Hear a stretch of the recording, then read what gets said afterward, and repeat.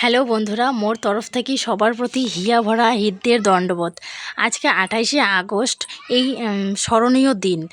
আজ থাকিয়া 75 বছর আগত 1949 সালে 28শে আগস্ট আজকের এই দিনত কোচবিহার দেশীয় রাজ্য স্বাধীন হয়। রাজ্যটা আমরা একটা চুক্তির মধ্য দিয়া ভারতবর্ষের সাথে যুক্ত হই। আর বেশি কিছু কম না, তোমরাগুলো কথাগুলো শোনো, তাহলে বুঝির পাবেন।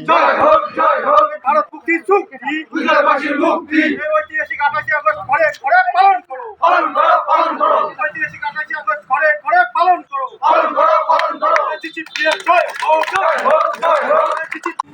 একটা স্মরণীয় দিন।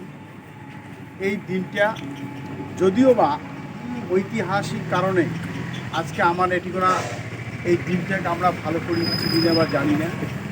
এই দিনটা সম্পর্কে আমার তেমন কোনো একটা দি গ্রেটার কোচবিহার পিপল অ্যাসোসিয়েশনের গৌর অফিসর যে আমরা আজকে এই দিনটা উদযাপন করার বাদে সবাই হাজির হয়েছি। সরকারি প্রতি থাকিল ইয়া ভরা হৃদয়ের দণ্ডবোধ।